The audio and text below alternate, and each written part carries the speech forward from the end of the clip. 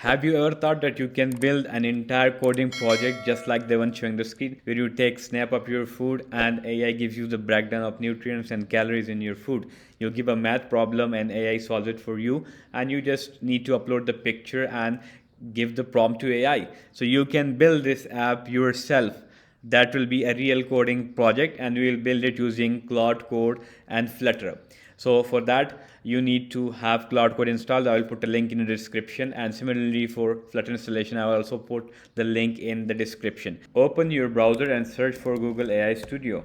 Here you can sign in with your Google account, and you can get free access to Gemini API. So I will click get started. This is our Google AI Studio playground. You can use Gemini, but we are interested in the API. So here at the bottom left, you have get API key. From here you can either use an existing if you have one, or you can create a new API key. So you can name it something like AI Vision Chatbot or your project name. Then you need to select a Gemini project. So default, we will keep it default. You can import and create as well, but I already have the API key, so I will close it and I will just use the current one. So I will tap this link, and here I can get my API key. So I've copied it, and let's move to the project.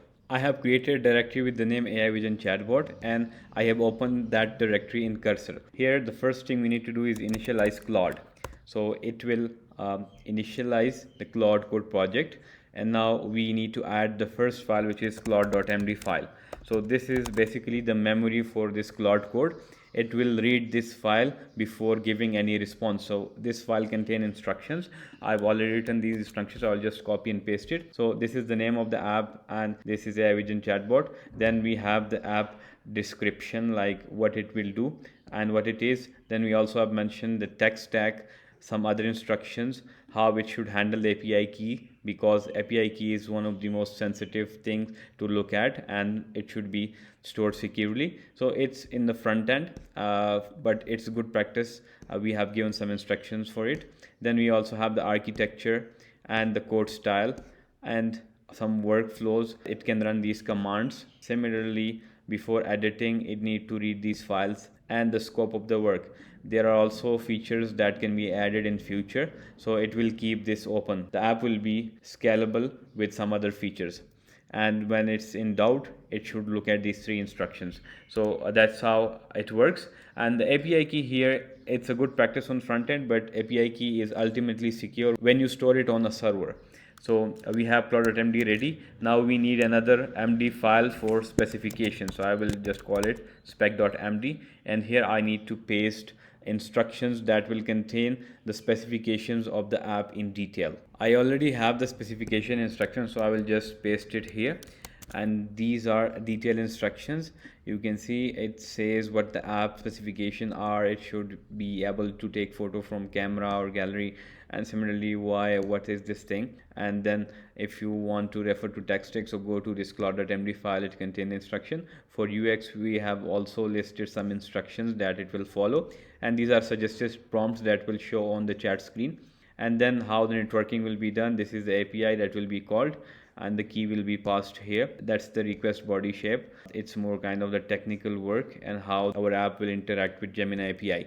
Then we have the system prompt. This is the system prompt that we need to let AI know what it will behave like it is a friendly virtual assistant. So we are giving it some other instructions that goes with every prompt, so it knows what it should do. It should do that taking picture and solving like a math problem, or giving us calories in a meal, etc. So these are like the instruction that goes with every prompt to AI. So we also need that. We have written that as well. And then we have the steps for building, adding the necessary permissions for Android and iOS, because camera and internet usage needs permission, so it will handle all these things. Now we need to also store the API key on our project. So for that, if you go to Claude.md, here this is API key handling, and we need a .env file for that. So I will just create a .env file, and here I need to store the key, but we need this exactly title to be used to store that key. So it will be Gemini API key, and use it exactly the same, and I will store the key here and hit save. It should exactly match, because Claude Code cannot read this .env file as I have given it instructions, because it is a sensitive file and we don't want our key to be exposed. So it can just use this title to access that API key, right? So we have the configuration files ready, and now we will start with Claude Code. Now let's give our first prompt to Claude Code, but let's try to understand if Claude is clear on our instructions or not. So I will just ask Claude to read the Claude.md file and add SPEC.md file carefully, and then summarize the following things. In 3 bullets, summarize the following things. The first one is going to be exactly what do you understand from the project.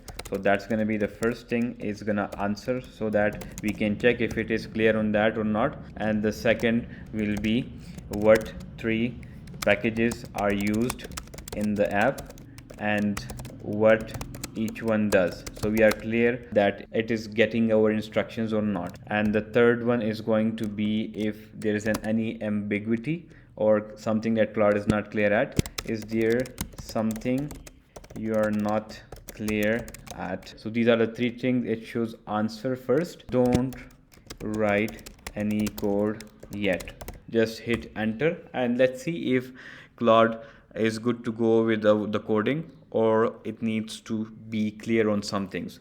So let's just try to read what it has given us. The first thing is that it's a single screen Flutter chat app. User taps a question, optionally attaches a photo, and gets it live for Gemini. So I think that's good. And then we have these Dart files. That's also good. It can use this for this API call, and everything is good. The 3 packages, and I think yes, that's good. What's not fully clear, the spec says user message show a thumbnail of the image, but never specify image constraint should be large, camera photo be downscaled, compressed. So here we can add some instruction to our Claude.md file. So we can either clear that if you have any specific dimensions, quality constraints for the image, or we can just leave it default. That's not a big problem, right? So we can move ahead with the next instruction and write the code. So now our next instruction will be to implement the spec.md file, because it contains all the specification. And down below we can also give it something like plain first. And by the way, we can also enable the plain mode. We can just press Shift and Tab twice and we are on the plain mode. In plain mode it will give us a plan and then we will approve. So if it is good, then we are good to go and we will give it a go ahead. So we will call it plain first, and then we will approve a go ahead if everything is okay. If everything is okay, right? So that's the instructions for that. So I think that's enough. We will just give Claude this query and see what it gives us. It will just create a to-do list first. As you can see, you see what Claude is doing right now. So it will give us an entire checklist. So it has identified an issue. It says your project name contains spaces, which is not a valid Dart package name or Flutter project name. So it recommends us that it will create a Flutter project and put these files in that. So we will just go with the recommendation. And then it says downscale to maximum width this. So this is the recommendation for the image constraints that we just discussed. So just go with the recommended here. Tappable fills the next field. Yes, go with recommended. And now submit answers. So these are some things that Claude wanted clarity on before it generates the checklist that will be like the features what it will build, and then we will approve the plan. Now it has given us a complete plan and we need to verify it.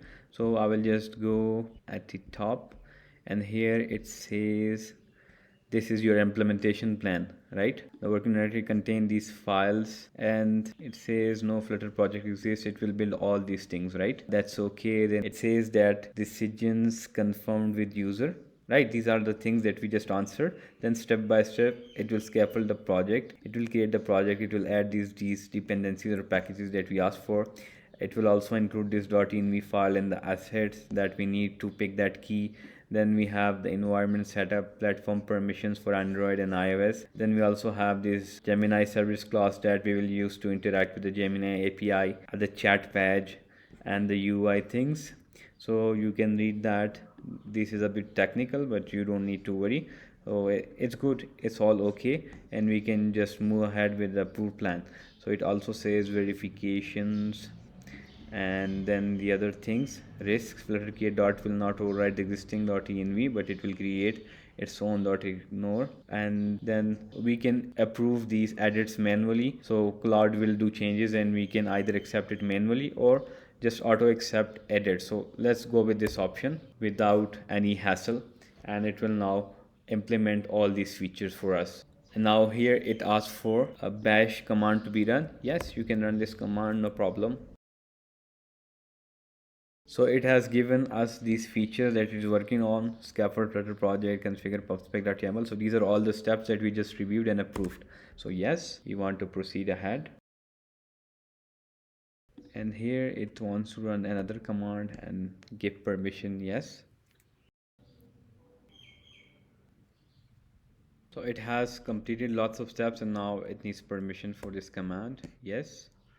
And now it's running Flutter analyze, fix all warnings. If there are any warnings in the app or code, so it will just fix it, and then our app is ready. Also to give permission for this command, and you can see our project is almost being set up here, and all the steps have been completed. And now it says what got built. We have our app ready, pubspec.yaml file set, environment, it created another environment file for API key, and then we have the permissions and everything stuff. Now it says you need to run this flutter runs. Weavers.env already contains Gemini API key, so it says you just need to run this flutter run command now, right? So let's try it out. We will run this command, and for that, you, if you are on Mac, so you need to just have this simulator opened, right? So it says run it on simulator. We can give this task to Claude to run it on simulator, right? So we will just hit enter and see how it runs it. So Claude can handle that, running the app for you as well. So let's Claude handle everything. Now proceed with this permission.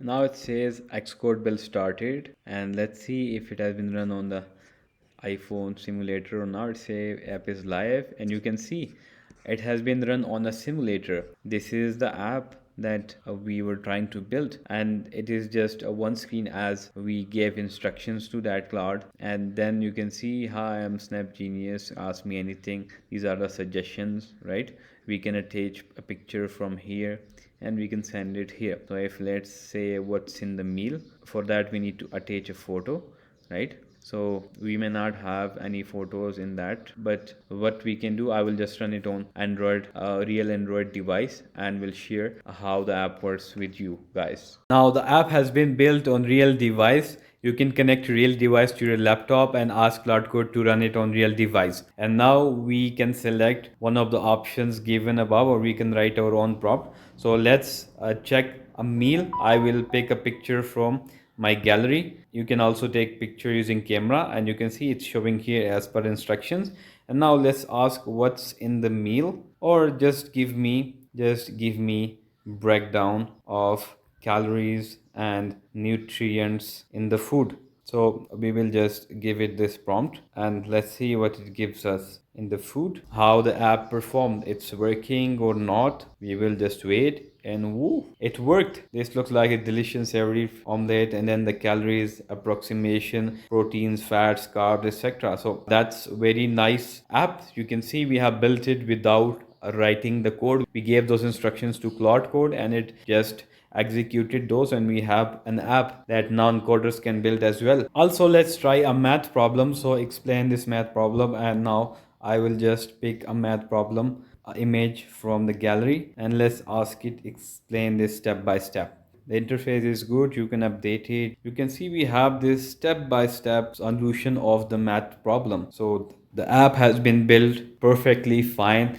Claude Code read our instructions well, and we have the app ready. So anyone can build this app. You don't need coding experience, and you just need to follow these instructions, and you have a good app up and running. So that was the tutorial for today's video, guys. Hope you enjoyed it. See you in the next video. Goodbye.